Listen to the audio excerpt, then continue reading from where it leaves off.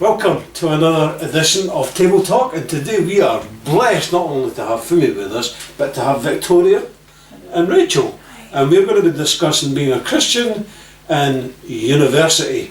So I'm hoping and praying that this will be very useful for you guys, especially those who are Christians and at university. That's going to be very applicable for them. So I before we start, I'd like to talk to Fumi first, because way back in the day, probably in the days of Noah, Fumi was at university. What was it like then, being a Christian? Was that fairly straightforward, or did it have its challenges? Well, we're talking over 30 years ago. Well, Over 30 years, not that long that's ago. a long time ago. Isn't that right? Before you were born? Yeah. Yes, eh? Life was so different then. It had its challenges, but probably not as much as you might have your challenges today. I had friends that were not Christians or religious friends.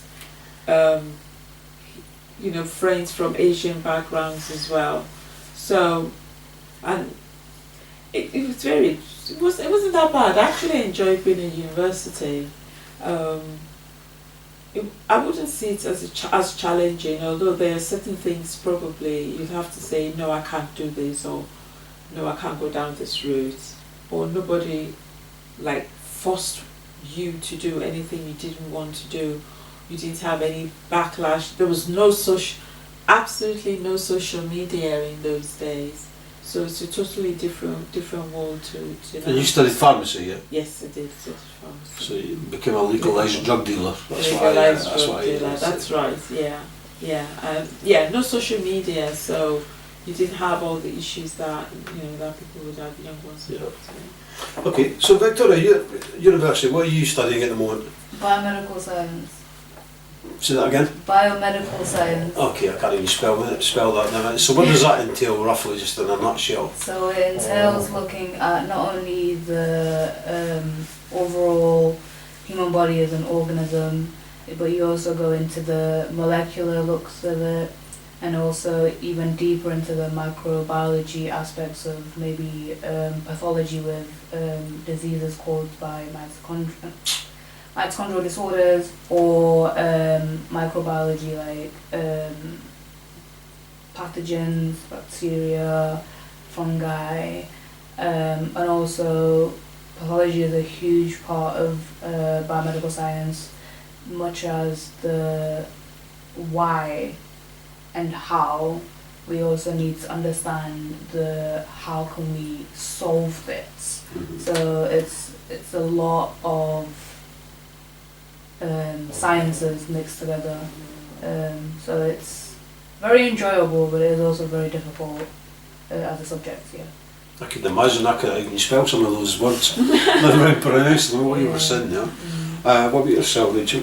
I'm also studying biomedical science. Basically the same thing, yeah. Same thing, yeah. Same thing, yeah. Not at the same university and not in the same class. No, completely different places, but same modules, same run, same gist, call each other to have for help when we need it. Yeah. Yeah. So is it very challenging in terms of the amount of time you've got to prepare studying and well, I'm in my first year, so it's a little different from Victoria, but so I have a little bit more time than Victoria does. Right. It's just learning how to be disciplined with that time. Discipline with the time. Yeah. So if I'm disciplined with it, it's not so hard. If I'm not. So tell us about your Christian walk. I mean, how long have you been a Christian now? And I would say I've been a Christian only 3 years. Okay. I got baptized, I think, back in 2022 after COVID. I think it was around June time I got baptized. But I grew up in a Christian household. mm-hmm. But then I actually started asking questions when I reached around 16, 17 years of age. And I don't think I quite got those answers until I was ready to commit to the lifestyle. Right. And there's this, once I got baptized, there was this buzz, there was this just energy even the sun somehow looked brighter.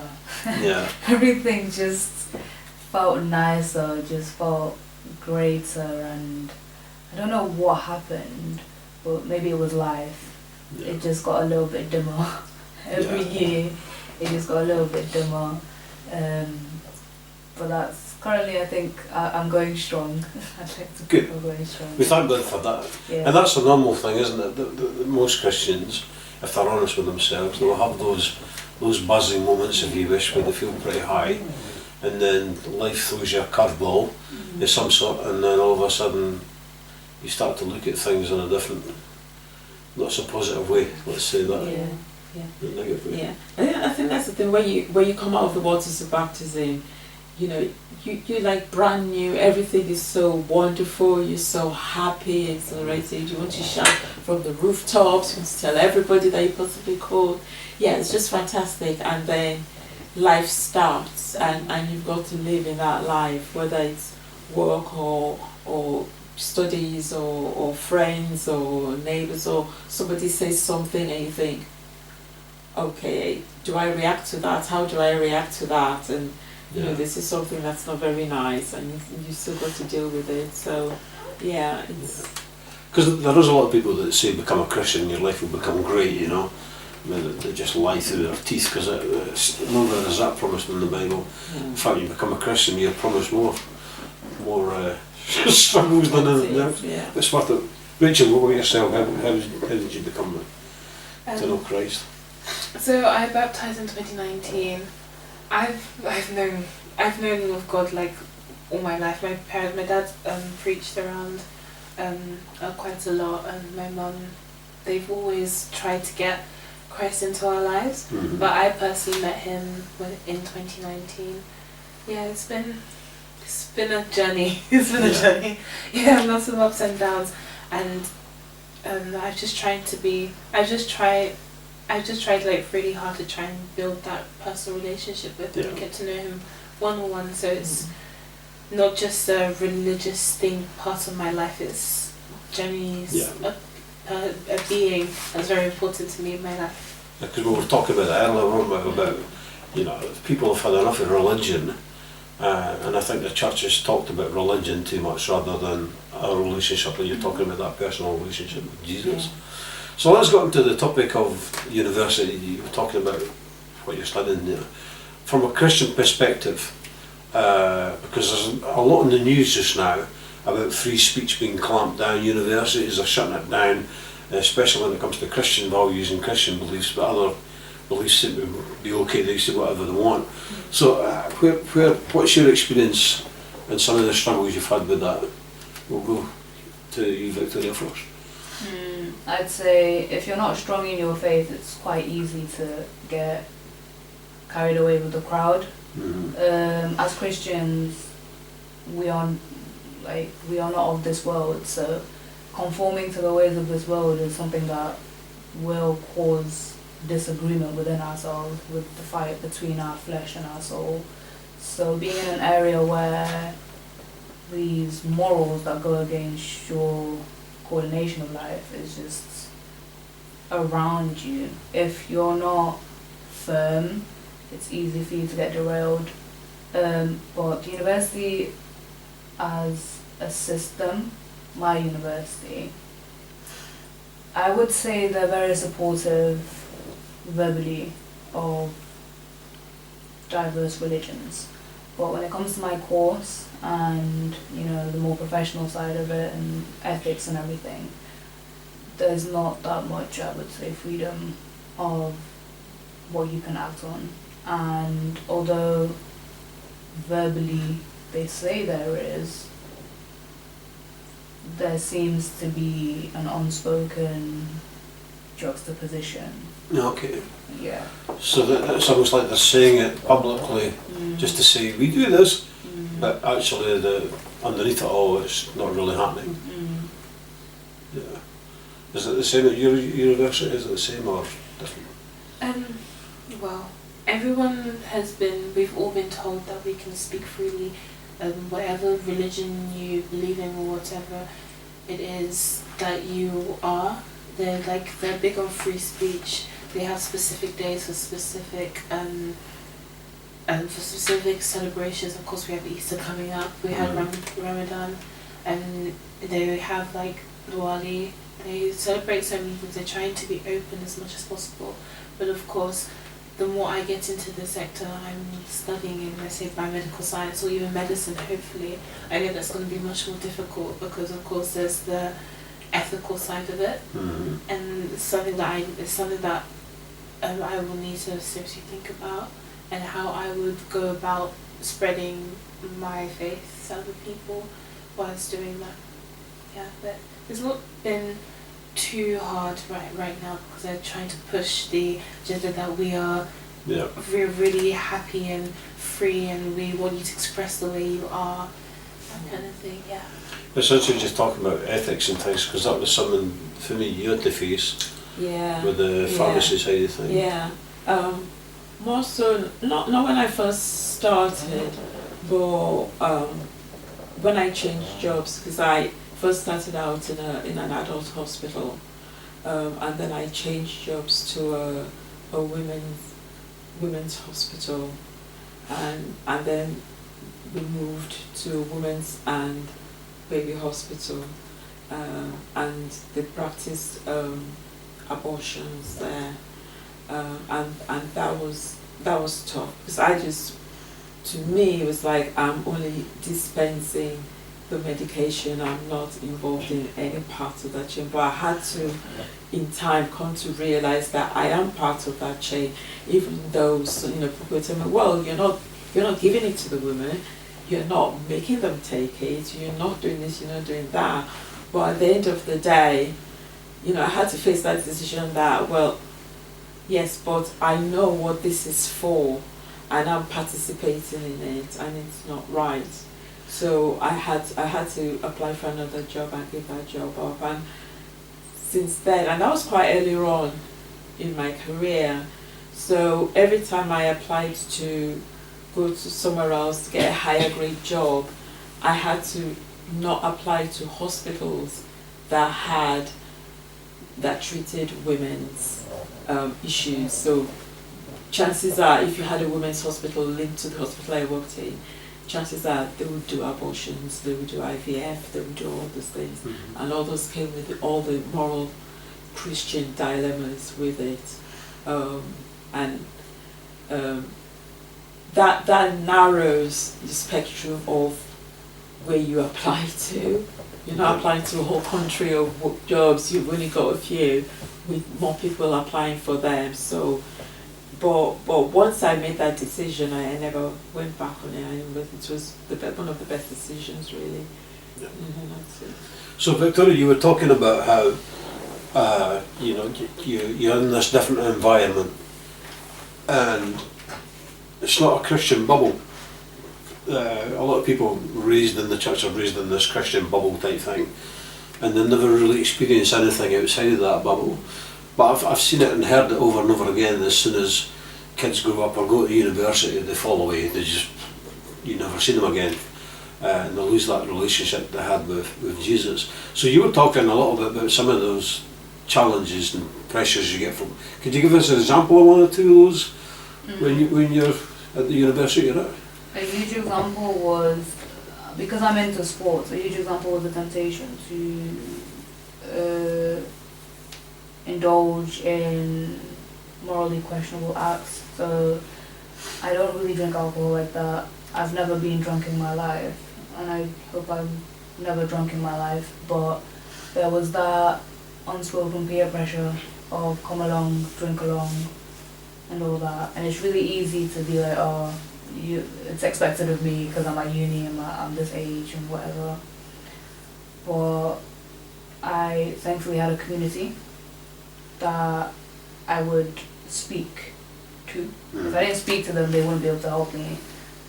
But I had the courage, because they gave me the love and courage to speak to them about these scenarios that were pulling me, and they gave me advice against doing such, because I didn't want to feel left out.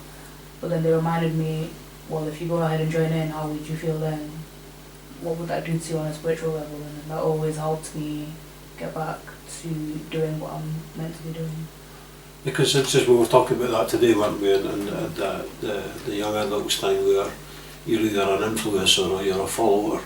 And I've never been to university, but I can't imagine what it'd be like where your friends and the thing want to do one thing, but you, from a Christian perspective, thinking, I don't want to do this. So how do you approach that when those scenarios happen? Well, I think it's first, even before those scenarios could even like come across, I think it's good to make sure that you've put a boundary, so like your friends are aware that this is where I stand, and so that they're not even in the situation of asking you. Or so you tell them up front type thing? It's more of like they know who you are as a person. Right. So it's like, oh, so I want to go to this place, but I know who this kind of person is. I mean, I could still ask, of course people are still going to ask, but they're less likely to ask if they know who you are. Right. And I think that's something that my mum used that as an example one time when she doesn't like swearing at all, like no one should swear in front of her. And at work she made sure people knew that she wasn't that type of person. And those who didn't know, she'd make a joke like, oh, the baby's hearing you swearing or something like that. And so it made sure that everyone knew that I don't like this kind of thing, so don't do it in front of me. And so no one did. I think that's very, very important. But also, of course, there are certain times it's not always going to be easy to say no, because you genuinely want to spend time with your friends, you want to do something fun. And if your friends aren't, especially if your friends aren't Christian, and you want to spend time with them, it's like they want to do certain things and you can't. It's quite difficult, but of course, as difficult as the decision is, it's still a decision you have to make, and it has to be the right choice. Mm-hmm. So I think, yeah. So it's almost like, we've talked about this before as well, where it really does come to choice at the end of the day. And I find it frustrating sometimes when you want people to respect your choice and just drop it. But from the world point of view, sometimes they don't respect your choice. But at the same time, they want you to respect theirs, type thing. So if you've got a group of people and a couple of them in there so like, no, I don't drink, I don't want to drink, despite them being Christians, they will seem to respect that. But sometimes when a Christian says, I don't want to do ABC or whatever, it's almost like they don't respect it. I've come across scenarios like that before, and again, I think those moments we spoke about this today, didn't we? About you've got a nanosecond to make up your mind on a certain thing. You know, somebody tells you a crude joke or something. Do you laugh along with it, or do you just say, I don't find that's funny, by the way? You know, from the Christian perspective. So what other challenges do you get at university from, if it's not from peers, what about teachers and things? Is there certain beliefs and things that you just can't speak about? You have to go with the flow, what everybody else is saying without challenging? That just actually reminded me of one lecture we were talking about evolution. I think that came up briefly because of course doing biomedical science is going to come across biology.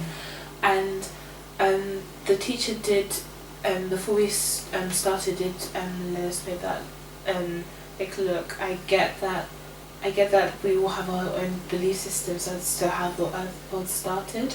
Especially he's Muslim himself, but he said, but this is what science is saying. This is something that we have to learn. So please you don't have to agree, but be respectful of it, because this is genuinely just something that is there in the module for you to study and to just pass, basically.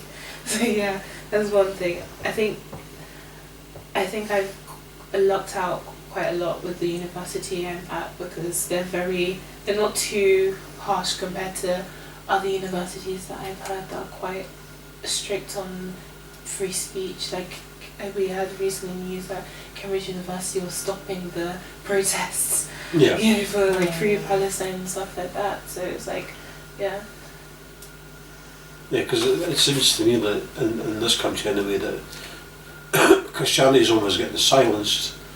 You know, you can't even, excuse me, you can't even speak about it without going on the news, or you're getting arrested or whatever, and yet other faiths seem to be able to say whatever they want, and nothing has ever happened. I never understand that whole concept whatsoever. I think that people around us who don't believe in God, the God of creation, who don't believe in Jesus Christ, who are not in the same boat as us as Christians, don't have the same values as us. And therefore, even there are those who are religious, but still they go with the flow of the world. And you know, mentioned about a relationship. We have a relationship with our Creator. It's not just a religion. It's not just I turn up to worship on a Sunday, you know, and that's and sing some songs, say a prayer, go home. It's a day-to-day relationship with the God that we serve and walk with, and therefore they don't get that. So in their own lifestyle and in their own mind, there shouldn't be a problem with who you sleep with, who you live with, how you talk, what you do, etc. What's the issue? And because it's not a problem in their mind, they will just do it, irrespective of what you think or how you feel. And those who care a bit about you will say, will apologize, oh I'm sorry. But not really, because in the next breath or the next day, they'll do the exact same thing again. Yeah. And then you have to remind them, or you just give up and you just walk away, you just ignore them, which makes it harder. And that's the difficulty, that they are not in that relationship. They will not get it, and we have to accept that they won't get it unless they're in that mindset. You know, that's why you say, what sinners do what they do best, and that is sin. Yeah. And Christians should do what they do best, and that is let Christ shine. Although that might be offensive to somebody else. So there was another aspect I wanted to ask you about as well, as you can hinted at a little bit, that you've got these other faith groups within university. Is that a challenge? Is that a blessing? Are you tempted to get more involved with that faith group? Do you have any of that stuff going through your minds, or are you firmly fixed with where you're at with the scriptures and things? Are you completely surrounded by Christians at university, or do you get a lot more of one faith group or the other, or is it just you in your year? You know, that's a Christian, and that makes it a bit of a challenge. Or I would say none of us are on the same walk in faith, and there are so many people from different backgrounds in the school. I've noticed a lot of the international students I meet that say they are Christian do not behave, I feel, in a way sometimes that reflects the verb, because they're often quick to gossip and insult. They do say it's a joke, but I don't find it funny. But they're often quick to have that kind of culture and banter with each other, compared to the Christian friends I've made, let's say over camp. We're more quick to, if we are to gossip or try and tread down that line, instead of just laugh and go along with it, we're more quick to call each other out and be like, let's move on, or let's stop, or you shouldn't say that, or you shouldn't do this. We're more quick to call each other out with love. And also, a lot of my international friends, they're from areas where it's a religious mixing pot. So some of them might be Christian, some of them might be Muslims, but because of the way where they live, Muslims go to church sometimes. You can take your Christian friends along for like Eid and stuff like that, and no one will say anything. So there's like an intertwining of cultures around the religion.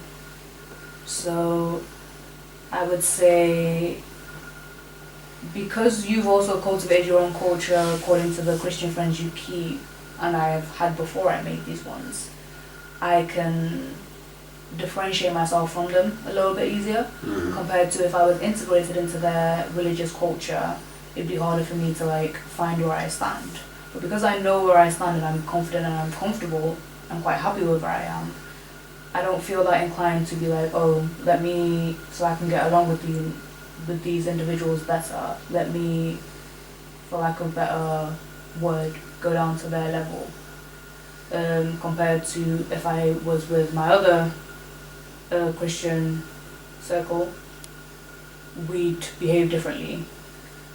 But recently I did notice that I kind of like began to imitate and mimic their behaviour a little bit, and that's when I noticed I was slipping and I was getting led astray a little bit. And I've posed to have conversations with these individuals, but we're not on the same wavelength. So even though the conversation did not go where I wanted it to go, I still learned what I had to gain from that. So I know how to maneuver myself around them now. Yeah. Well, that's good, because I mean, I've always said that when we talk about other faith groups and things, it's always good to get an idea of who they are, what they're about, and all that sort of thing. But I think you nailed it on the head there. A lot of the time, it's very visible. It's visible. The people could talk the Christian talk, but walking it and living it is two different ball games, And thank God that you were able to stand out. To them, it would be like it's a bit strange, or hard lined, or however you want to do it, But thank God that you stood up for what's right, and protected your own faith as well, because that's important. Because like I said, a lot of people are Christians, they go to university and they get way swayed into all kinds of things, and they end up losing their faith altogether in God. So it's good that you're standing up and shining for Christ, regardless of what other people might think or their response. What about yourself, Rachel? See, I have a couple of Christian friends. I've joined a couple of Christian societies to try and push myself to be in Christianity in general, be in God, whether if I fall off or not. At least I have like some people who know me who will kind of say, hey, you haven't been to this in a while, what's going on, kind of thing. Like last year I ended up joining, by accident actually, joining a small Christian society, and the leader ended up becoming a really good friend who we talk almost every single day. We also live in the same building as well, so it's easier to connect. And every time we meet, we will be talking about one thing, and another thing will always lead up to talking about the Bible, talking about a certain situation, or asking each other questions, or even joining I've invited her to like Bible reading where we have on Mondays for the youth, things like that. My main friendship group in biomedical science in general, I'm Christian, my other friends are Orthodox, and one's Muslim and one's, I think, agnostic. That's a friend that I was talking about earlier who likes to ask a lot of questions. We just talk about things all the time. And you said about you found yourself slowly picking up their kind of behaviours. I found myself recently slowly picking up their behaviours as well, especially like a couple of them, and it was like I had to stand back and think, this isn't like what's going on, what's happening with me. It's just like, it's tough also because that Christian friend, she's a year above, she's 2 years above, so she was like leaving by summer. So I won't have like someone physically around. Of course, I have Victoria and I have my other friends. We're not all close together to like kind of see each other physically and pick each other up, kind of, if that makes sense. Of course, when we need each other, we'll call, but it's not the same as being able to see each other almost every week or every month. Because I mean, so recently, this is like we saw each other last month, and then we were able to see each other this month. But that's only recent, so it's like that's where it becomes a struggle. Of course, man was never made to be alone, and so when you're isolated, it's easier to fall back into patterns of the world, you know. So yeah, that's the struggle of like friendships when it comes to religion or when it comes to Christianity. So I could understand that. But I wasn't raised in a Christian family. I didn't become a Christian until I was 30. None of my family are religious in any shape of religious in the loose sense of the word, in any shape or form. So I never had the blessing of being raised in that environment. But I could imagine, like we said at the beginning, if you're in this bubble and you've got your family in this spiritual bubble, and then you've got your wider church family in this spiritual bubble, and your support network and everything is in this bubble, and then all of a sudden you're heaved out of that whole thing into an environment where the bubble is more or less burst, and you're having to fend for yourself. You know, hearing what you guys are saying, I find is very, very encouraging, because I've met, and we both met, many people who went to university and they've just fallen away from the church altogether. They just want nothing to do with it. Because again, some people I've heard from other groups about this, that, the next thing or whatever, and end up going there and then they realise that's deporting and they don't come back and all sorts of things. Did you suffer? Yeah, the question I want to ask is, do you think that a strong family background in the faith, the Christian faith, helps you, or is one of the reasons you're still able to remain faithful? What is it that helps you to keep regrounded and remain strong in the faith and not give up? What is it? Because obviously if your parents have put you up in the faith, then is it that, or is it just something within you that your desire, what is it that keeps you going? And compared to others, a lot of people who have been Christians, gone to university and just gone with the crowd and given up their faith. I would say the hymn comes to my mind, but the steadfast love of the Lord never ceases. Rachel knows my family history, and every time I sit down with myself for too long and I just really think about what I've been through from my perspective, what I shared with my family, it's just, there has to be someone out there holding me up, because I couldn't do it by my own strength. There's no way. I would say that is what keeps me going. Not necessarily my family having background in the religion itself, but I would say that the grace that I remember that the Lord has shown me and my family is what keeps me hopeful and what keeps me going. Because if I was getting that much love and grace without committing into a relationship with Him, it's like the joy it brings my heart of the possibilities of the joy and grace that I could get for actively seeking Him. It's like, it's good enough to jump up in the morning, really, especially when it's too cold outside and your bed's a bit too warm and comfortable. But it's one of them things that It's so dark outside. Yeah, it's one thing that really is like a driving force for me, I would say. Rachel? That's a really interesting question. I think family, or let's say in some parents, I think that's a bit closest thing to family to anyone already. But I think they have like a really key role, of course, bringing up a child. Or let's say my parents had a really key role in bringing me up in Christianity. They're the reason why I even know that there is a being out there who loves us so much and protects us.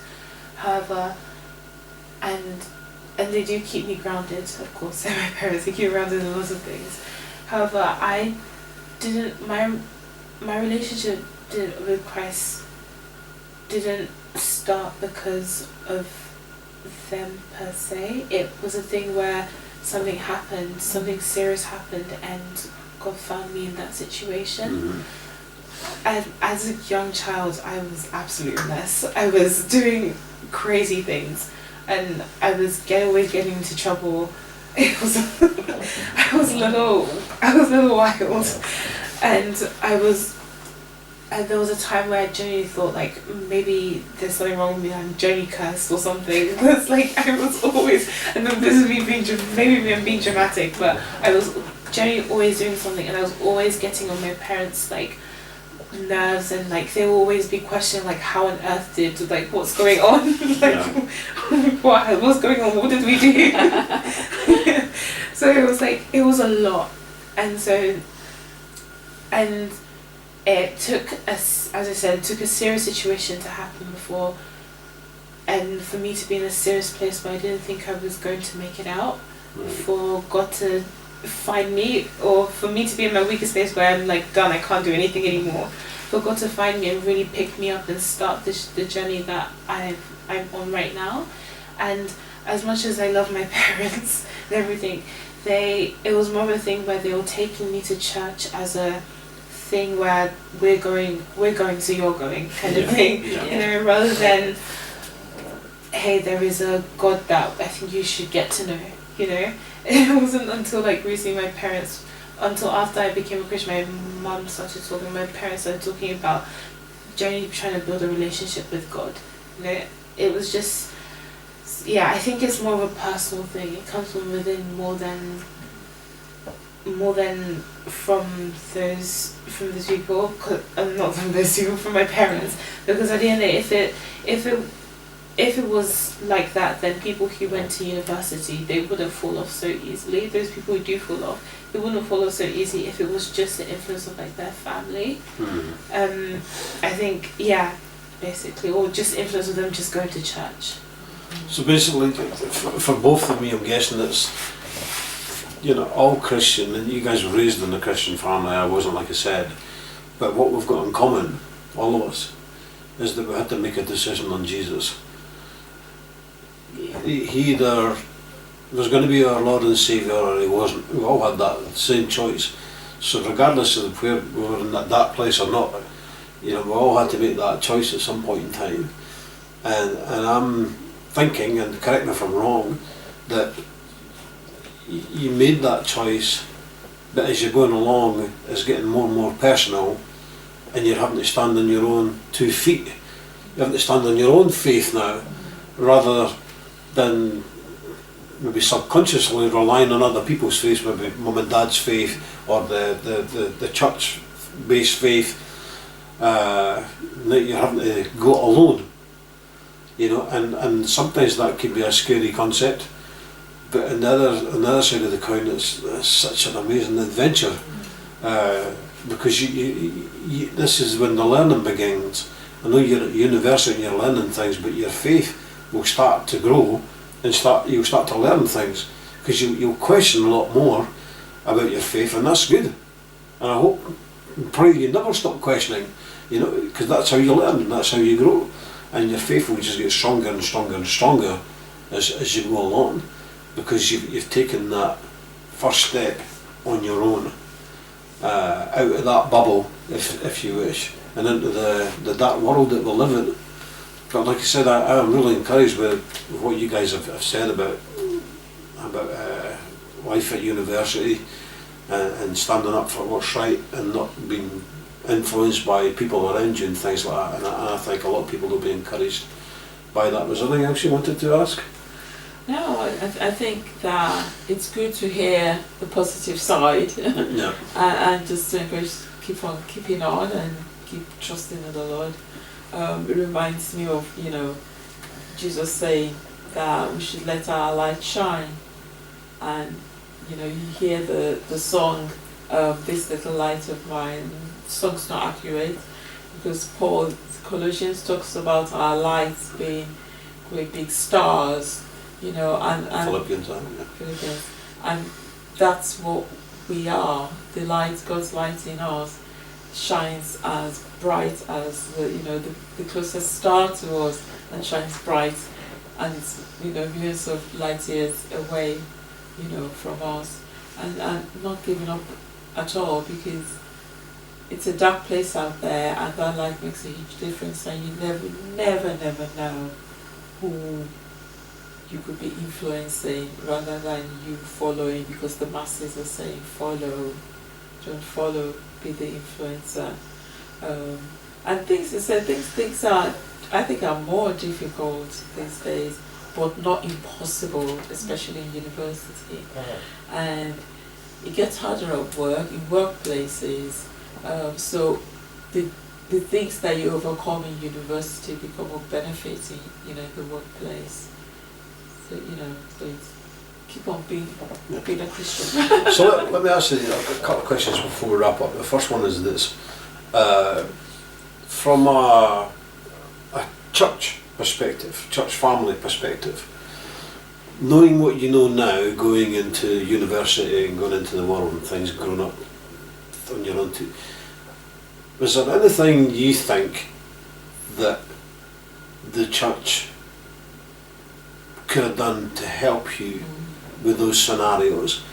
I'm thinking in terms of, is there any kind of teaching or preparation they could have said, okay, when you go to the world, this is what you're going to get, and here's how to deal with it, or here's how to help deal with it. Did you get any of that, or is there something, looking back, you'd say, if I was younger, I wish they'd taught this on this subject or something? It's a bit unorthodox, but I think if we had, for example, public speaking in church kind of segment on how to articulate yourself in a situation that you're uncomfortable in a respectable manner, but not to appease the masses. The point is to get your point across, not to alleviate the hurt of others. If we had those kind of lessons, I think I wouldn't be as so timid, and I don't think it would have taken me as long to actually start speaking up on what was making me conflicted. I think it would have been easier for me to be like directly, no, I don't want to do this, I don't agree with this, or this is what I think about the situation, do we agree, or are we going to agree to disagree? I would have, I think, done better, because I only started speaking up in like second year. I think I would have done better, and I would have formed stronger relationships in first year that maybe I would have had in second year if I had those from the get-go. Yeah. Okay, Rachel? I think honesty of how it really is. I think that, of course, they always say, oh, it's not easy, but like generally, like, okay, what's not easy about it? There's specific things, maybe your specific personal struggles. Like, I know you were open about your struggles before you became Christian, and I think that's really empowering, because then maybe somebody else who's going through the same thing, and or who's questioning about it. I think people are too, I think you mentioned this earlier, people are too, like, they have a mask on, let's say, they're too, oh, everything's perfectly fine. Yes, so Christianity is a struggle, but you'll be okay. Yes, that's true, but let me know what's so hard about it, and then maybe I wouldn't have felt like as isolated as I did after that high of the Holy Spirit, like wore down, you know. Yeah. I think that's I was speaking earlier to praise about that as well, because he was when you guys were chatting, we were having a good chat, and he had this idea of he's got to be here before he becomes a Christian type thing. He needs to be fully equipped before he becomes a Christian. And I was trying to explain to him, no, it doesn't work that way. You become a Christian and then God fully equips you. That's the way it is. And the reason I asked that question is because I think it's lacking in a lot of churches. You remember at Great Bar, we had a teenage class there, and all high school kids, and I got them together and said, okay guys, what do you want to talk about? Anything at all, you know. So I had the usual with drugs and alcohol, and then relationships. They wanted to talk about relationships, you know, what's okay in a relationship, what's not okay, what's permissible, what isn't. So I started to go down that road, and then some of the parents weren't very happy, because from the culture they're from, they don't talk to their kids about these things, but it's the grandparents that will usually talk to them about certain things or relationships, you know, holding hands, kissing, is this okay, is that okay? But I think the churches are very lacking with equipping younger ones for the reality of the world out there. I think it's a huge gap, and I think that's probably why a lot of kids have left and never returned, because nobody's talked about the reality. And I've said for a long time that the church should be like well, what I often say is my name is Mike Glover, and I'm a recovering sinaholic, because we all are. Just like you said, I'm open about it. It doesn't bother me, because I know I could help and encourage other people. But I do think there is this pretense that, you know, we don't have really that much challenges, and we can cope with and all that sort of thing. But I just think, like you said, it's very empowering if people would just be a bit more open and honest.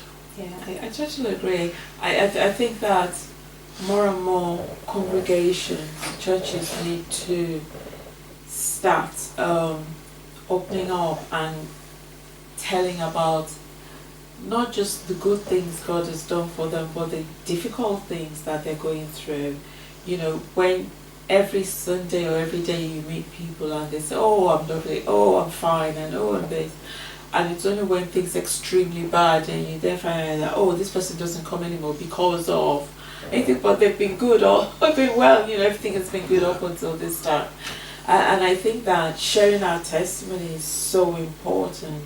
You see that's the whole point of the whole scriptures, is full of people's lives, you know, a history of the pitfalls and how they've risen and so on, and we should be sharing that, because the young ones need to learn that, you know, you can't, this is the problems that you could possibly face, and this is how we have managed through, or we're still battling through.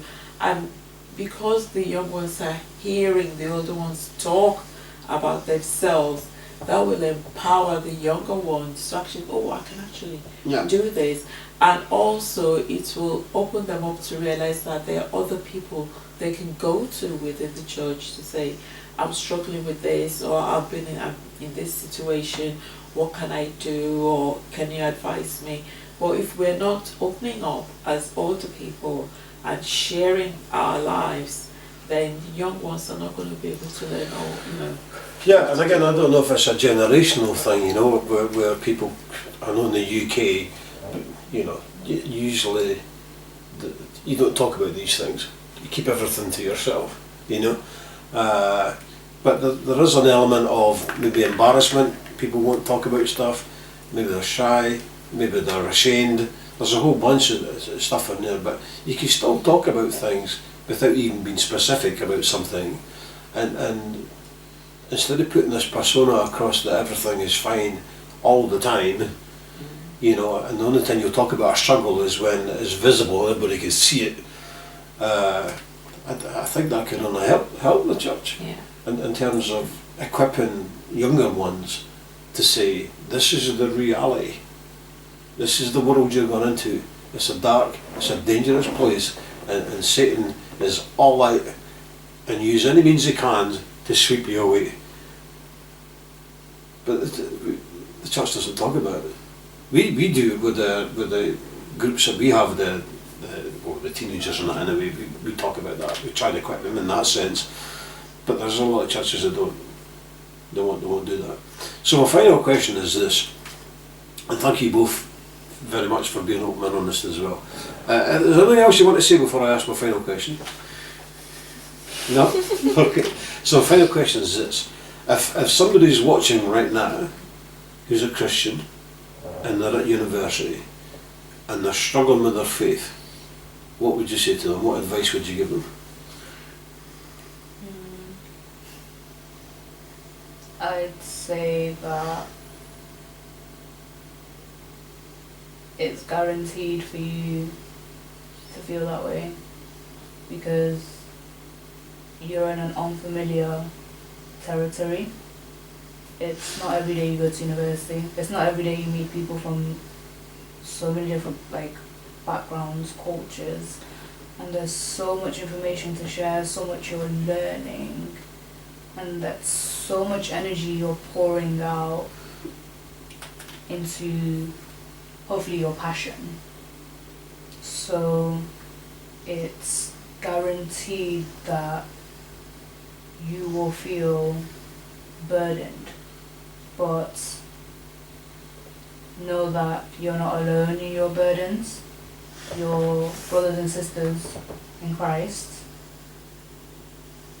are here for you if you want to talk, if you want to cry, if you want to scream, whichever way you want to express yourself.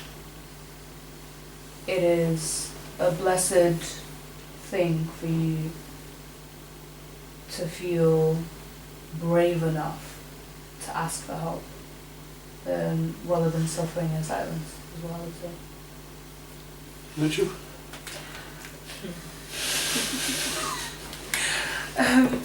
I think I would say it's always going to feel harder before it gets easier. I would say that because most of the times we feel that way, especially when we get to university, because we're out of that familiar place where you have your parents who are constantly telling you and talking to you, keeping you in check, or you have your friends from church or people surrounding you that are genuinely children of God. It's almost like when you said that, what came to my mind was when the Israelites were in the wilderness and they were struggling a lot, but God was still there. I think the biggest thing I would do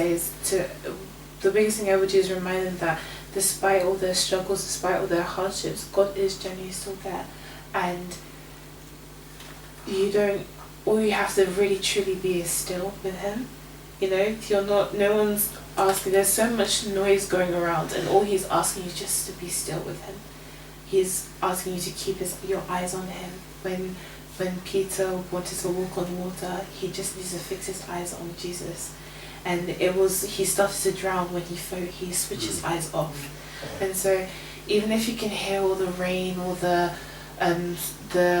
waves crashing around you and it feels scary, it's the thing where God understands and He's not shunning you for feeling scared or feeling like you're failing in your faith. At that point, all He's asking you to be still and focus on Him. Keep your eyes on Him. No one's saying it's going to be easy. It's not going to be easy. We've said this throughout the whole video.